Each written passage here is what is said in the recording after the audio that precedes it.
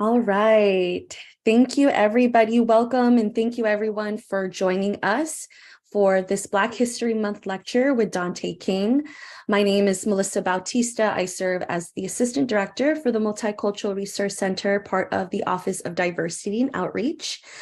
And before we begin, I wanted to take some time to really honor and give gratitude to the Black History Month 2023 Planning Committee. This committee is comprised of both learners and staff who have dedicated and committed their time to volunteer to weekly meetings and really take on leadership to create these offerings for members of UCSF. And those organizations are the Black Caucus, BCH Oakland Black Caucus, the BCH Diversity, Equity, and Inclusion Department, Black Excellence in STEM, part of the Graduate Division, Student National Medical Association, and the Student National Dental Association. So before we begin, the MRC wanted to just ground us and some gentle reminders around Zoom protocol, just to ensure that the experience for all attendees is enjoyable.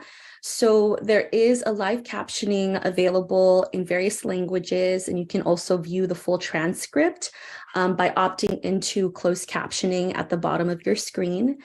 Please note that the Q&A will be in a separate Zoom from 1 to 1:30, and we invite folks to join us in that session, and the invite link will be shared with everybody at the end of this presentation. And lastly, this will be recorded and it will be made available to members of UCSF through the Office of Diversity and Outreach's website and newsletter. Okay, so I want us to take a moment before to open the virtual event with a land acknowledgement. And this land acknowledgement was led by Dr. Tassi Bongiovanni, the Native American Health Alliance, and the Association of Native American Medical Students in collaboration with Ramaytush Ohlone representatives. The UC system is part of a public land grant university that has and continues to benefit from the dispossession of Native land that the Morrill Act of 1862 funded to create the University of California and campuses in which UCSF is part of. So it's important to name that at UCSF we are guests, and we would like to acknowledge the Ramaytush Ohlone people, who are the traditional custodians of this land. We pay our respects to the Ramaytush Ohlone elders, past, present, and future, who call this place, the land that UCSF sits upon, their home. We are proud to continue the tradition of coming together and growing as a community, and we thank the Ramaytush Ohlone elder community for their stewardship and support, and we look forward to strengthening our ties as we continue our relationship of mutual respect and understanding. So a large part of land acknowledgements isn't only reading the statement, but it's about taking action and really engaging in critical self-reflection of what that actionable step is for you. So again, this was curated by the collective of Indigenous organizations at UCSF for us, right? And these are some just opportunities that maybe you all are interested in engaging with, and we encourage you all to just look through these resources and learn more about how maybe you can integrate land acknowledgement, the practice of land acknowledgement, and taking action into your work. So now I'd like to call on Alexis Cobbins, the co-social justice chair of the Black Caucus at UCSF and the executive director of the Preterm Birth Initiative, who will ground us in the theme of this lecture and introduce our speaker. Alexis? Hello, everyone. Welcome to today's event. Before I jump into that, I also would like to ground us in an appreciation. This is a Black ancestor appreciation. Oh, bear with me while I try to figure out how to share my screen. I'm not as tech savvy as I used to be. And so I will read this and we can open with this Black ancestor appreciation, and then I'll launch into our theme and introducing our speaker. We acknowledge the exploitation of our Black ancestors who toiled on this land, building America's wealth and freedom, and survived despite never being compensated and being denied their sovereignty. While our ancestors have survived, we also honor and remember those whose legacies were cut short due to genocidal anti-Black violence. We are committed to repairing the harms caused by individuals, institutions, and the U.S. government, and we honor the gifts, resilience, and sacrifices of our Black ancestors by protecting our spirits, seeking light and laughter, leaning into love, and investing in our collective legacy. This was adapted from the San Francisco Reparations Advisory Committee, edited by the Centering Black Women, Birthing People, and Families subgroup at PTBI, and revised by the PTBI Community Advisory Board. So our theme for today is thriving while surviving. This is also the theme for the 31st Annual Black Heritage Gala being thrown by the Black Caucus, which will be on Saturday, February 25th. And I serve as the co-chair of the Social Justice Committee on the Black Caucus as well. And just wanted to say that thriving while surviving is more than just a theme to us. It's also a way of being and a way that we operate. It's an action that we embody, and we value this action. And so the Social Justice Committee has spent a lot of time supporting Black employees at UCSF, as well as supporting Black-led organizations in San Francisco. So for the past couple of years, we've provided financial support to Black-led organizations in San Francisco. We look forward to continuing this work. We also invite you to join us. And if that's something that you're interested in, please feel free to email me at alexis.cobbins@ucsf.edu for more information. And now I will introduce our speaker, Dante King. He's a native of San Francisco. He's an author of the book, The 400-Year Holocaust, White America's Legal, Psychopathic, and Sociopathic Black Genocide and a Revolt Against Critical Race Theory. Dante is also a professor of American history, African American history, and Black studies. His research interests include the intersections of race, racism, and legality throughout pre- and post-colonial America. Dante currently serves as guest faculty at the University of California, San Francisco School of Medicine, as well as at the Mayo Clinic. Dante is a historian, scholar, public motivational speaker, thought leader, facilitator, and coach. Dante has worked and consulted for more than 15 years as a human resource management professional, specializing in the implementation of anti-racist practice and organizational development and change. And what I can also say is that Dante has done a lot of work with us at the California Preterm Birth Initiative and really helped us tighten up and hone in on our commitment to not only anti-racism, but combating anti-Blackness and recognizing that as a root of the disparities that Black women are facing in birth outcomes. And so without further ado, I will pass it over to Dante King. Thank you, Alexis, and thank you, Melisa. I'm very honored to be here, always humbled whenever I have an opportunity to share my work and also share spaces like this. And so I want to share the title for my talk today, as well as a video that's going to help to open things up. And so when I was invited to this talk, I was provided with the theme for this year's celebration, as well as the gala.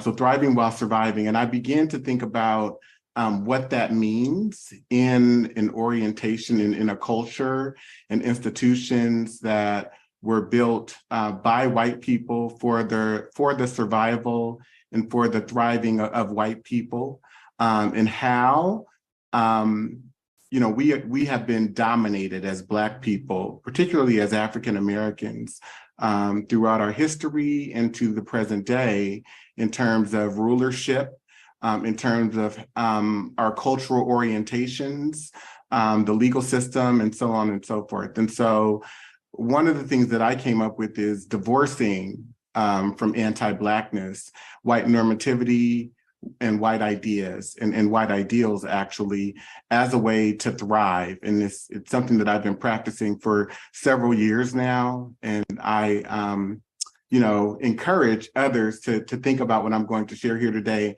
and also to take on similar practice. Methadone.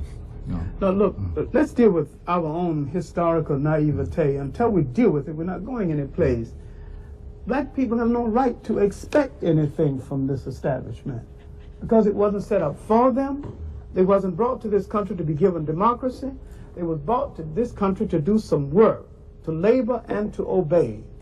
And once the machines made a whole lot of these jobs obsolete, it tended to make a whole lot of the people obsolete. Now, we keep worrying about the American promise and the American dream, and we forget it wasn't made to us.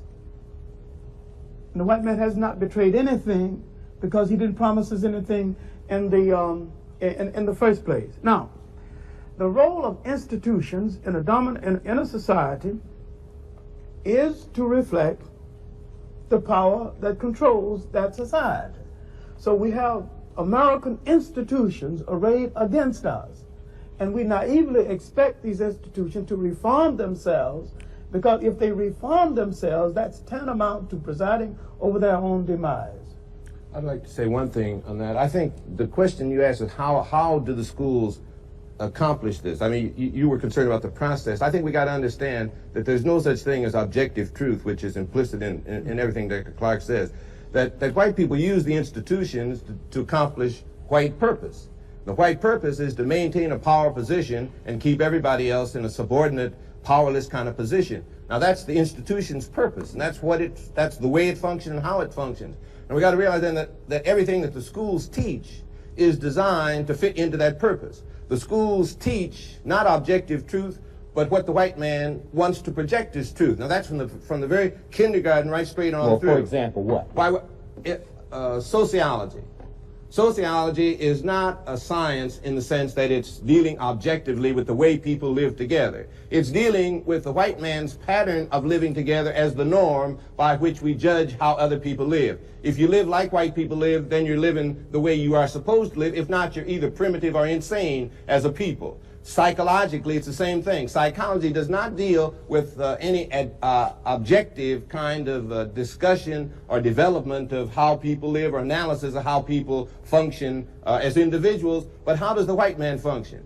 If the white man does it this way, then this is the norm by which we judge all other people. If the white man is violent, then actually all people have to be violent to be normal. If you're not violent, obviously there's something wrong with you and you should be in an insane asylum. The whole pattern that's set up as a norm for human behavior by psychologists, the whole library full of it. Psychiatrists, everybody that's dealing with it is dealing with it from a white point of view. So they teach white children, black children and white children, to look through white eyes.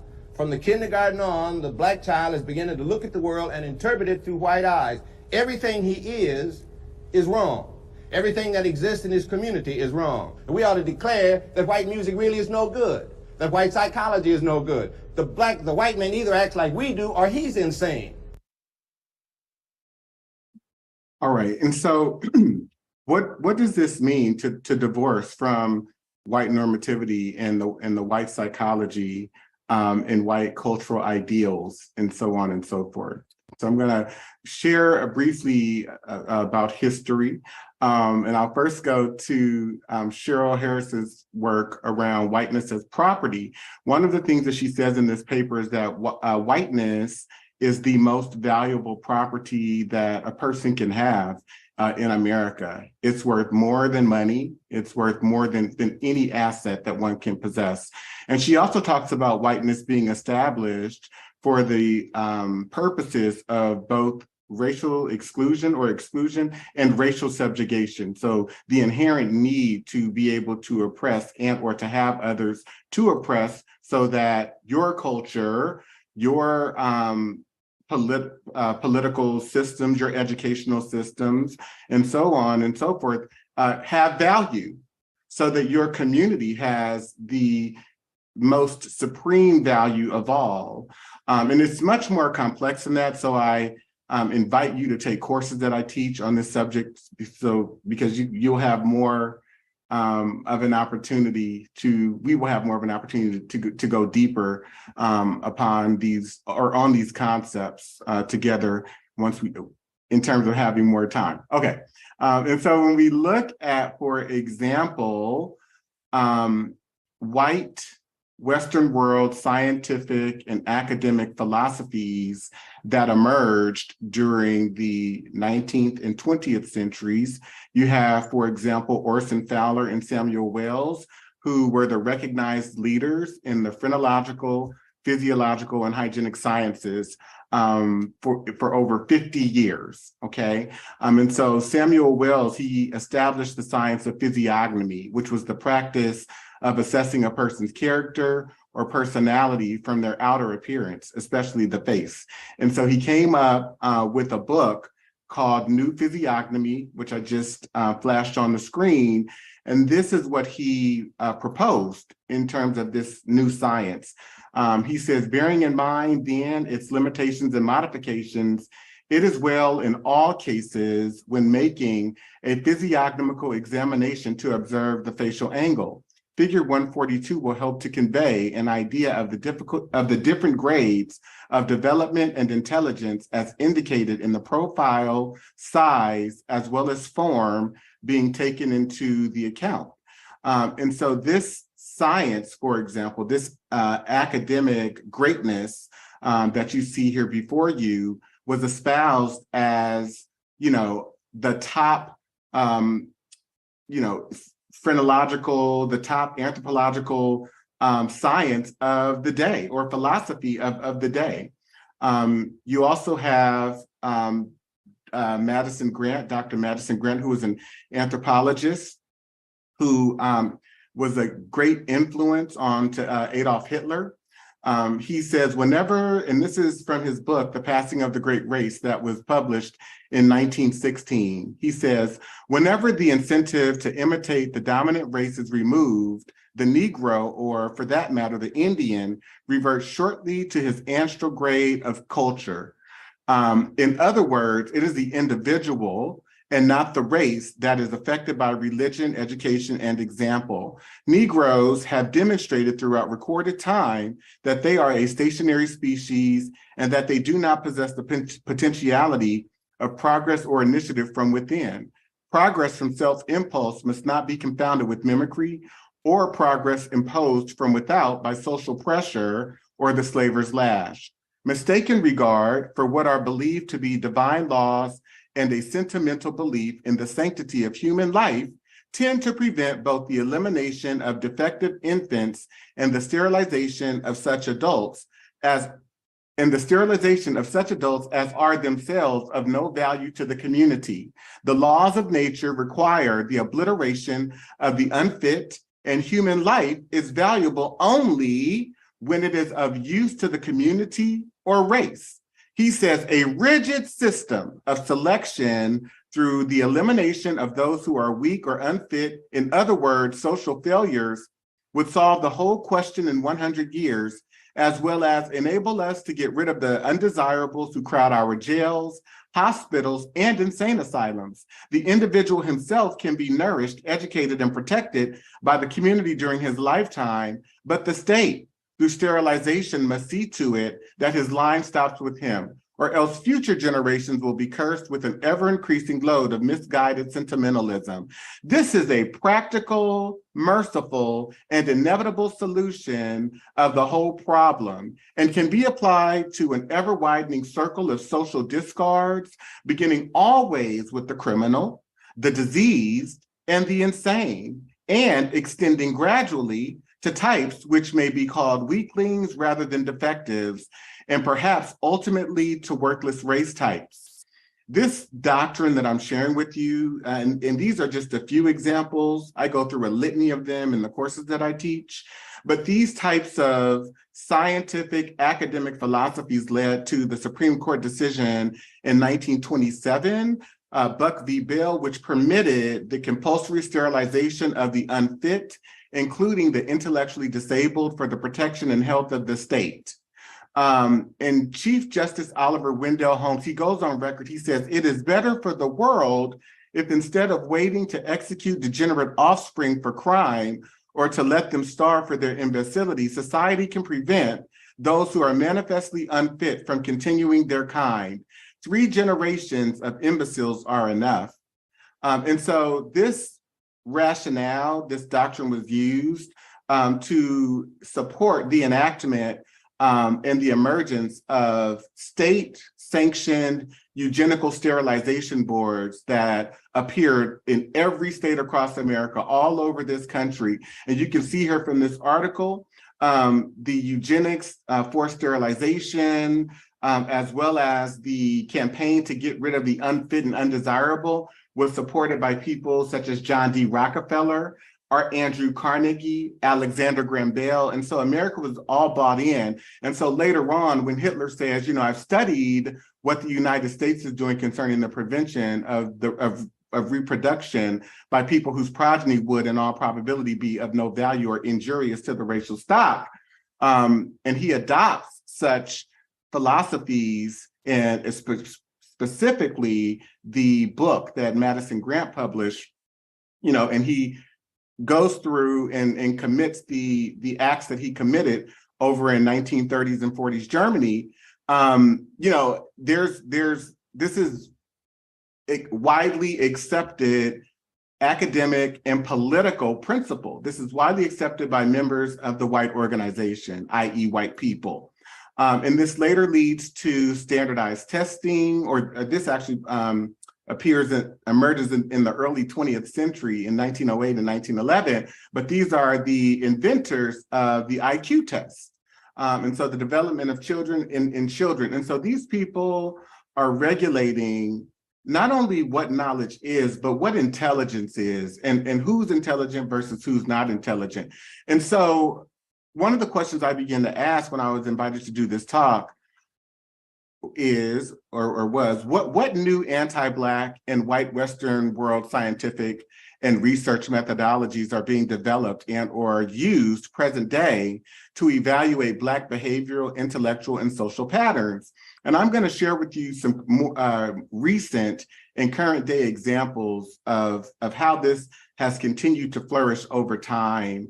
And so understanding, before I do that, understanding that we exist in a not just a white supremacy or systems of white supremacy, but in a culture of white supremacy that is held up by white ideals and white ideas. And there are so many of us as Black people and brown people who have accepted these and embraced these white ideals and ideas to begin to evaluate and validate ourselves as well as others.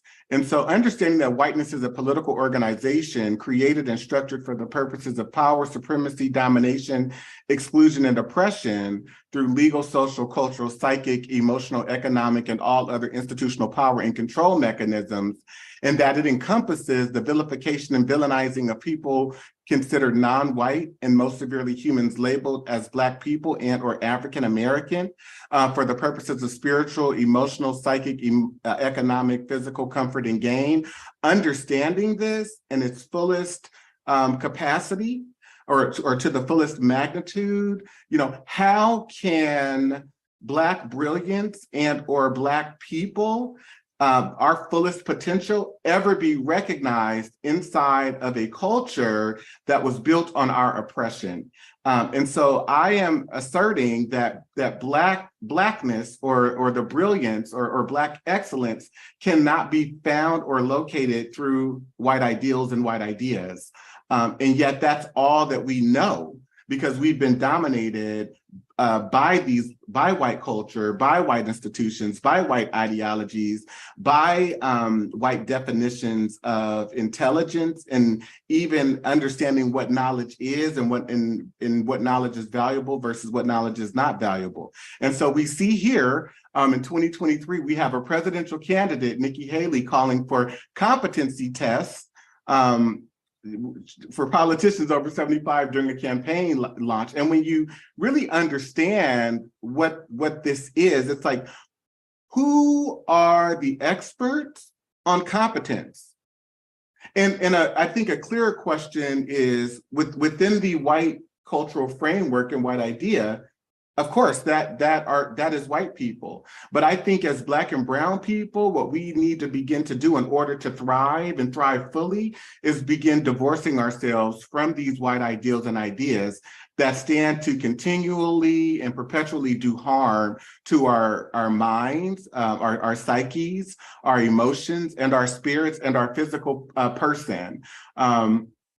And so we have, for example, anti-Black allies who align with white supremacist ideologies, social and intellectual patterns about Black people. It's not just coming from white people, but a culture of people who have been trained to think of Black people in a deficit or through a deficit-based orientation. And so we saw this with our former LA City Council person, Nuri Martinez, where she calls her former co-worker's or colleague's son a monkey. He's like a monkey.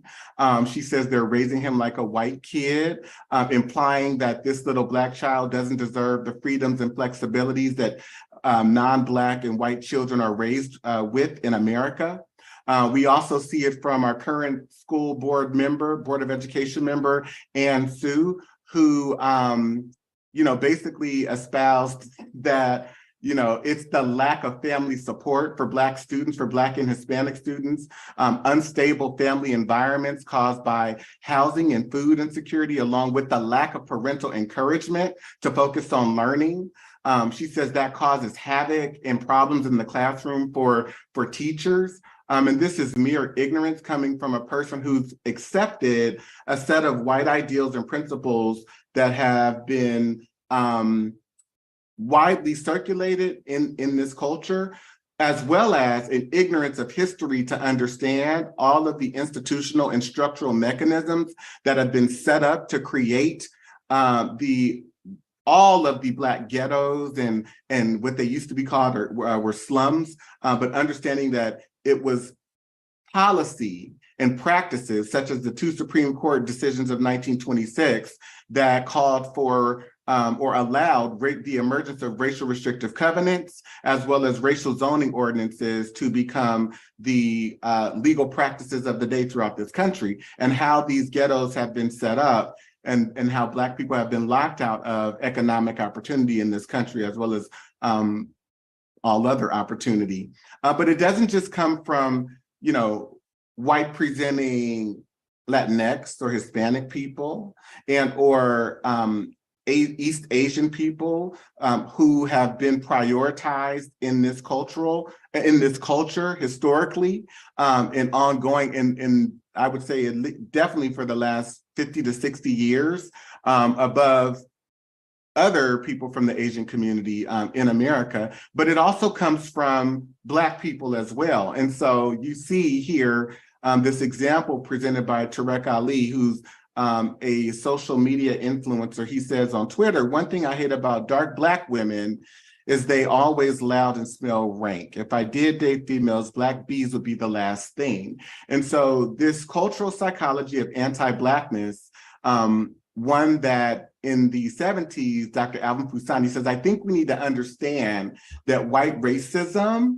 and inherent within white racism is anti-Blackness." He says, "I think we need to establish that white racism is a mental illness. Many white social scientists would like to define racism as something that is normal, as a cultural variant. As long as we approach it that way, we really don't deal with the pathology of racism itself. It's like saying that cancer, because a lot of people have it in this society, is somehow normal."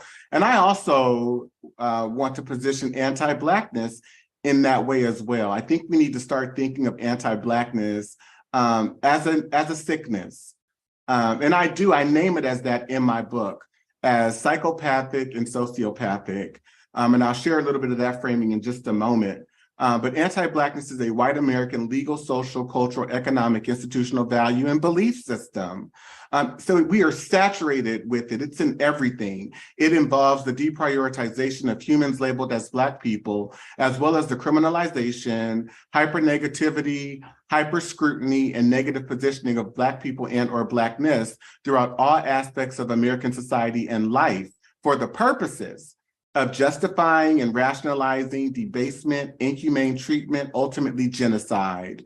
And so we are socialized and trained with innate psychological and emotional reflexes and impulses that react and respond negatively to Black people, especially Black people who do not conform to and or emulate whiteness. And so this encompasses holding Black people to the highest possible standards, while white people and people from groups that have been minoritized as model minorities are many times held to the lowest possible standards and or no standards at all. It also encompasses the ways in which there are cultural competences and beliefs in the presumed superiority and or competence of white people, where while there is a presumption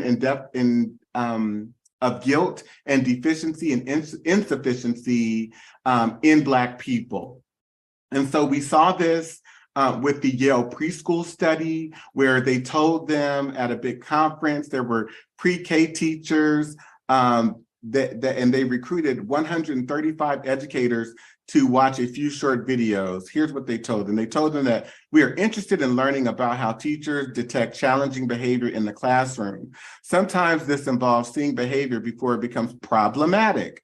The video segments you are about to view are of preschoolers engaging in various activities. Some clips may or may not contain challenging behaviors. Your job is to press the enter key on the external keypad every time you see a behavior that could become a potential challenge.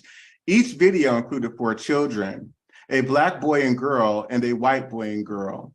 Here's the deception. There was no challenging behavior, but you have roughly over 40% of the teachers who saw challenging behavior in the Black boy, or they focused their attention on them. So it says, what we found was exactly what we expected based on the rates at which children are expelled from preschool programs, Gillum says. Teachers looked more at the Black children than the white children, and they looked specifically more at the African-American boy. Indeed, according to recent data from the U.S. Department of Education, Black children are 3.6 times more likely to be suspended from preschool than white children. Put another way, Black children account for roughly 19% of all preschoolers, but nearly half of preschoolers who get suspended. We also saw it in the legal memo study, where they told 2 different control groups that there was a legal memo that was written by a third-year law student named Thomas Meyer, who was Caucasian, and another to the other group, the same thing, third-year law student who wrote the memo but was African-American. His name was Thomas Meyer too. Here were the findings. The exact same memo averaged a 3.2 out of 5 rating under our hypothetical African-American Thomas Meyer and a 4.1 out of 5 rating under hypothetical Caucasian Thomas Meyer. The qualitative comments on memos consistently were also more positive for the Caucasian Thomas Meyer than our African-American Thomas Meyer. And again, this is a hypothetical study that was done. And so for Caucasian Thomas Meyer, you see here, they said that he was generally a good writer, but needs to work on X. Has potential, good analytical skills. For the African-American Thomas Meyer, needs a lot of work. Can't believe he went to NYU, average at best. And you also see some additional feedback here. Same memo, but different findings because they were, again, hyper scrutinizing, as I say in my definition around anti-Blackness, the African-American Thomas Meyer. And so this is a built-in psychology. And so one of the things, and I'll just say this here before I move to the next example, is we have to stop seeking validation and using the validation mechanisms that white people have developed, including the grading system and rubric, how we understand what knowledge is, how we understand what intellect is. We have to stop using those mechanisms to validate ourselves. And we have to divorce ourselves from the system, its ideologies, because all of these things, I believe, have been instituted. And in our progress, let me finish my thought. they've been instituted to drive us crazy as Black people and to make us feel like we have to continually prove ourselves when there's nothing to prove. We're brilliant from the moment that we are conceived, and we're brilliant when we come out the womb. Our problem is anti-Blackness and the oppression that we face. And so and I'll just share a little bit from my own personal experience. I found myself in my early 40s in the chair of a therapist, wondering what was wrong with me. You know, I'm doing everything that this society has told me to do, and I'm still experiencing anti-Blackness through these systems. I'm experiencing it from people who look like me. I had a Black boss, and she was the worst because she had accepted these principles and standards as the norm. And they really are damaging. And so you see this guy, Mr. Blum, who's responsible for the affirmative action case that went before the Supreme Court last year, where he used a bunch of Asian students to allege that they weren't getting into certain Ivy League universities because of Black students. Because Black and brown students, Black and Hispanic students were being admitted on the basis of affirmative action, and that they were actually taking their spots. And so I just want to play a little bit of a clip from that case that went before the Supreme Court on October 31st, 2022. And this is Chief Justice Ketanji Brown Jackson challenging the legal counsel for UNC. So I want you to listen, and then I'm going to just reinforce what was shared here. Justice Jackson? Can I just quickly return to Justice Alito's hypothetical, which I think is a little bit helpful in trying to pinpoint a problem that I've been having. It seems from the race hypothetical that if there was only one basis for giving someone a boost, and that basis was race, then I see disadvantage absolutely to anyone else who's not an underrepresented minority who can get that boost. But I understood that we have here a program in which there are at least 40 different bases for being able to get a boost. And not everybody who is an underrepresented minority gets a boost. So it's really hard to figure out if anyone is being disadvantaged in a system like that. And that's where I was worried about standing, because I'm trying to understand how the system is operating to actually advantage minorities in a way that is harmful to anyone else in this system. Yeah, and I think that attributes to the careful cue that UNC has taken to this court's decisions in Fisher 2, making sure universities find themselves in this Goldilocks problem about. So I'm going to pause it. And then one of the things I'll say, and then I'm going to go back to it, is that she's challenging this whole idea that people who are being admitted to these universities on the basis of affirmative action are the reason, or are the reason why opportunities for these East Asian students who are bringing forward their concerns, whether that is the reason. She's saying that there's over 40 different reasons or 40 different justifications that can be used to provide someone with the boost, such as you have people who don't deserve, white children who may not deserve to go to that school, but because their grandparents went there and there's a grandfather clause or a legacy clause that they may be admitted. And so she's saying, how can we say that it's affirmative action when there are so many? You've got people's families who may give a donation. These people may not have the pedigree or the GPA based upon white standards to enter into this university, and yet they're getting in. So I'm going to go back to it. Considering it too much or too little, the university. But there are other considerations, is the point. Everyone can get a boost for all sorts of reasons. Minorities don't automatically get a boost under this system, so it's hard to know whether anyone's being disadvantaged from the mere fact that a minority could get a boost in this environment, right? That's right, and the evidence also bears it out at Petition Appendix 78, where the evidence showed that hundreds of white students with lower combined GPAs and SAT scores were admitted ahead of higher performing Black students, Latinx students who went to UNC. And I think that So what I want you to notice is that what the UNC representative stated was, here you have hundreds of white students with lower combined GPA and SAT scores, which are the standards that are used to get into these colleges. And the focus is on the Black and Latinx students who are somehow taking away from the admissions potential of these East Asian students. And what's so interesting is that the East Asian students' focus was on the Black and Hispanic, per the white supremacist guy, Neil Blum, who was sponsoring them to bring forward this case. And yet there were no considerations in terms of the ways in which white mediocrity and white deficiency prevailed throughout this dynamic. And yet these students who were admitted to these universities, to these colleges, were stifled due to that.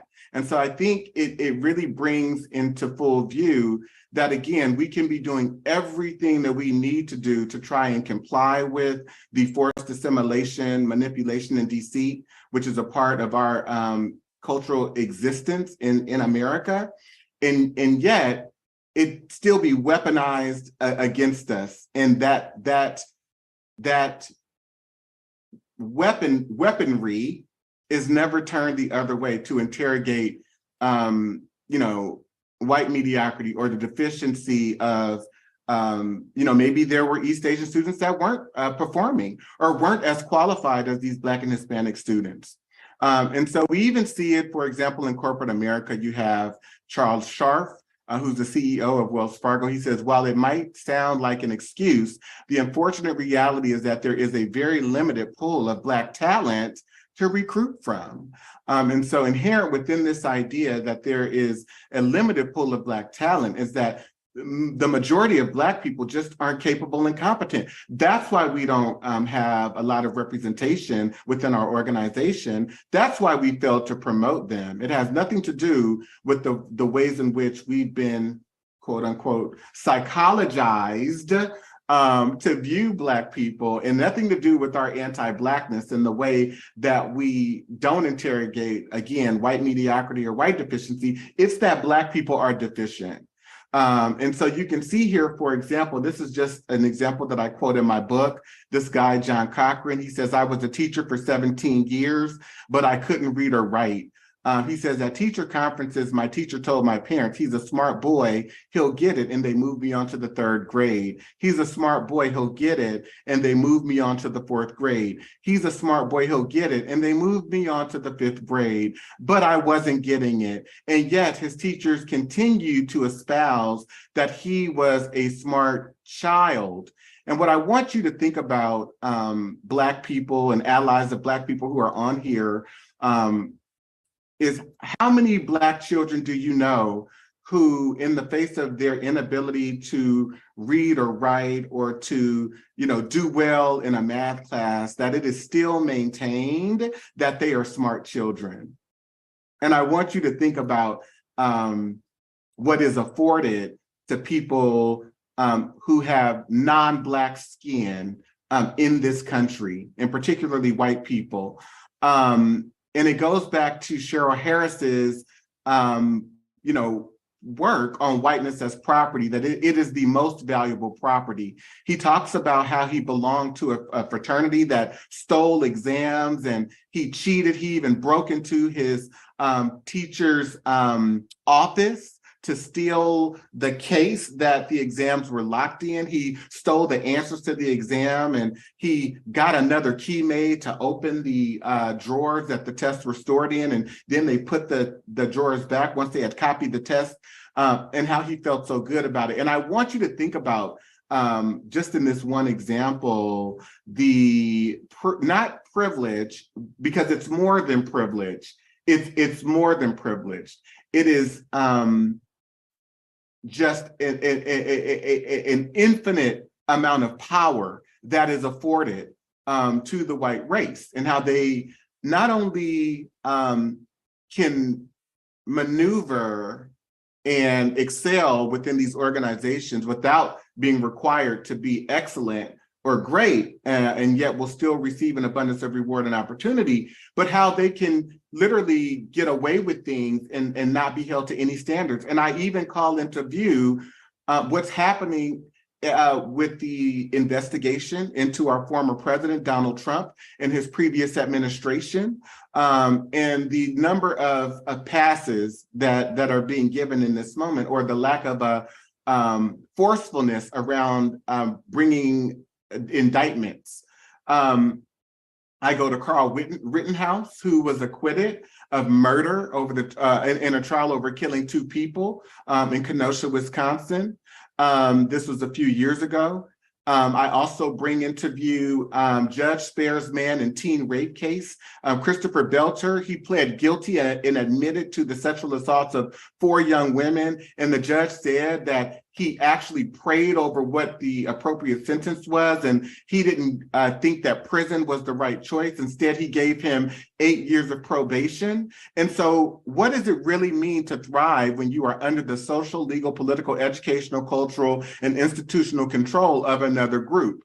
And Malcolm X put it this way. He says, when you are in your own nation, in your own land, you're in a position to get justice. But when you're in another man's country, in another man's land, under another man's flag, under another man's government, and under another man's court system, you have to look to that other man for justice, and you'll never get it. And so I'm going to, in closing, play a quick video by my dear friend and sister, Dr. Caretha Mitchell, in a conversation that she had with Larry Favors Daniel some months ago. And she's talking about how whiteness is never neutral. Something you'd said the last time you were here, that if it weren't for their whiteness, if it weren't for their white maleness, would they sit in that seat? And I've incorporated those thoughts a number of times. And I will ask myself, if you weren't white, would you have this position? And then I flipped it. I said, well, if you weren't Black, how much more would you have had access to? And those types of stop myself in the moment, ask my question, it really helps me to sort of recalibrate where I'm at in whatever situation it is. And it helps me to really remember that we are dealing with some things that we have been taught to keep in the back of our mind, but should actually be at the forefront.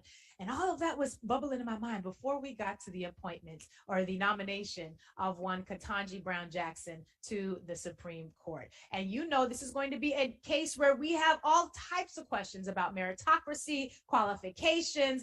Is she really as qualified as she should be? Was she an affirmative action pick? How does white mediocrity and know your place aggression show up when we are assessing the legacy of Ketanji Brown Jackson and what our hopes for her will be as she hopefully will ascend to the Supreme Court? Yeah, it's going to play out as it often does, which is that so often what happens is really, really sneaky, partly because all of us have been trained to bring out really high standards when the person is not a straight white man. And so part of what I like to have us do is really be on guard for when we have extraordinarily high standards for Black women in these kinds of positions, because those standards can often become a kind of bludgeon. I mean, if I take it out, there are a couple different ways you have me thinking about this. One way is, you know, as a professor myself, part of what I guard against myself is when I get extra disappointed when a Black student hasn't read in my class African-American literature versus a white student. I recognize that as an unfair standard, not unfair standard, but an unfair disappointment. Taking it personally is a problem, because my taking it personally is about me holding them to a certain standard because they're Black, and a white student just gets to be a student. Part of what I want us to get in the practice of doing is recognize that whiteness is never neutral. It is unfairly advantaged. And so whenever you pretend that it's neutral, you're ignoring the way that there's an unfair advantage. So with the Supreme Court example that you're using, if we act as if being a white person is a neutral thing, then we overlook all of the unearned advantages that came with being white for all of those predecessors. We overlook the way that they didn't have to be exceptional, that they were given exceptional opportunity even if they weren't exceptional. We could even uncover all the ways that our educational system is advantaging white children from the playground, right? So it's like, if we act like whiteness is neutral, we're already bludgeoning everyone who's of color. So I just want us to get really used to paying attention to the unearned advantage of whiteness that makes it such that every time they're hired, for example, they're hired in a cluster. They get to come in with a whole group of people who are believing in their success, believing in their right to belong. They get to enter into a workplace where people naturally mentor them and don't see it as mentoring. They just see it as being a good colleague. But when I show up, all of a sudden, if they're mentoring me, they're giving me some kind of special help or something. No, they're actually usually resistant to mentoring me and making sure that I can be set up to fail. So I just want us to get really, really practiced at noticing how whiteness gives unearned advantages, and those unearned advantages turn into a bludgeon against people of color. Right. The benefit of the doubt that you get when you are white, the benefit of the doubt that leads to 4th, 5th, and 6th chances, the benefit of the doubt that doesn't, like all of those benefits of the doubt based on nothing but whiteness translates into a bludgeon for people of color. And I want us to get really used to noticing that, because then we will notice how easy it is for us to be extra angry at Black women for every little thing. I want us to start recognizing that as part of the aggression. And so, I'm going to close, but I also want to just put out here for your use and reference, along with my book, The 400-Year Holocaust, Dr. Mitchell's paper on identifying white mediocrity and know your place aggression, a form of self-care. Because understanding the ways in which the system and the ideals and the educational constructs in this culture have been established and set up to as a weapon against Black people, it has been so rewarding. It has been so enlightening and so fulfilling to be able to get to a place where I understand these tricks that are played on us as Black people, and to be able to divorce myself from this very treacherous value and belief system and culture that really figures me out of it. And so Dr. Bobby Wright, one of the things that he wrote in the 70s, and this is part of the philosophy that I share in my book, in terms of looking at the legal, psychopathic, and sociopathic Black genocide and white supremacy that arose in this culture, that really is the bedrock of this culture. He says, in their relationship with the Black race, whites are psychopaths, and their behavior represents an underlying biologically transmitted proclivity with roots deep in their evolutionary history. The psychopath is an individual who is constantly in conflict with other persons or groups. He is unable to experience guilt, is completely selfish and callous, and has a total disregard for the rights of others. One of the best methods that can be used to measure the psychopathic traits of the white race is observing and analyzing their universal overt behaviors and attitudes towards Blacks. Psychopaths simply ignore the concept of right and wrong. By ignoring this trait in the white race, the lack of ethical and moral development, Blacks have made and are still making a tragic mistake in basing the worldwide Black liberation movement on moral suasion. It is pathological for Blacks to keep attempting to use moral suasion on a people who have no morality where race is the variable. And I share this, and not just so much about white people, because there are so many of us who have accepted these ideals and react and respond to Black people in the same way.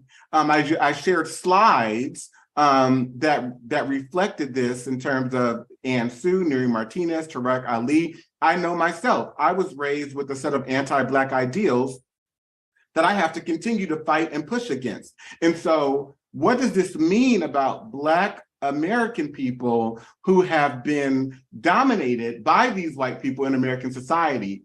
And I think 1 + 1 = 2 on this. If they have programmed themselves and established every institutional, educational, and cultural mechanism to establish a sort of psychopathic and sociopathic nature towards Black people, I want you to pay attention to the interactions that Black people have with other Black people. And Dr. Randy Bourne, he talks about terrorism being a gradual process. But Sage Howard, she said in a recent article, she says, I grew up in a household where our American dream was Black excellence. On the surface, Black excellence is simply the celebration of the success of a Black person. At its root, however, it measures a person's ability to attain mainstream white standards of success despite facing constant adversity. As I understand it now, Black excellence means adhering to respectability politics, a deceptive vehicle that measures my worth by standards set by white men. And so how do we as Black and brown people use white normativity and white standards to otherize and inferiorize each other? And we do this most severely to Black people. I'm going to close with a few quotes. Dr. E. Franklin Frazier, in his work around the Black bourgeoisie, this is in 1957, he says, and he's talking about the Black middle class people who are on this campaign for progress and acceptance in American culture. He says, since the Black bourgeoisie live largely in a world of make-believe, the masks which they wear to play their sorry roles conceal their feelings of inferiority and the insecurity and the frustrations that haunt their inner lives. Despite their attempt to escape from real identification with the masses of Negroes, they cannot escape the mark of oppression any more than their less favored kinsmen. In attempting to escape identification with the Black masses, they have developed a self-hatred that reveals itself in their deprecation of the physical and social characteristics of Negroes. Likewise, their feelings of inferiority and insecurity are revealed in their pathological struggle for status in the isolated Negro world and craving for recognition in the white world. Their escape into a world of make-believe with its sham society leaves them with a feeling of emptiness and futility, which causes them to constantly seek an escape in new delusions. I was going to share some additional quotes by Dr. Jerome Fox. But again, what does divorcing myself from white normativity and white ideas and ideals look like? Not holding Black people to any standards of white morality. The practice of not holding Black people to any standards of white criminality or legality. The practice of not holding Black people to any standards of white intelligence, ways of knowing and making meaning. Relinquishing all value and attachments to white normativity for as much as I can, understanding for as much as I can all the ways that Black people are harmed mentally, emotionally, and spiritually through forced assimilation into and manipulation within American culture. And so please, if you can, also access Dr. Jerome Fox's book around, it's a workbook around Addicted to White, the Oppressed in League with the Oppressor, because he takes to task all the ways that Black Americans have also bought into these practices and these cultural practices, the institutional frameworks and practices, and how we are really taking part and participating in the genocide of Black people. And so I say to that, what does it mean to thrive? And we each have to decide what that means for ourselves. But for me, it means divorcing from whiteness and also anti-Blackness, and really continuing to investigate what those things are, what that means. So I'll end there. Thank you.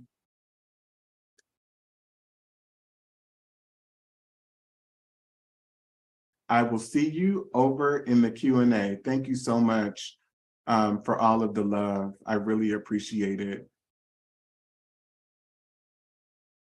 So I'm going to go over to the Q&A.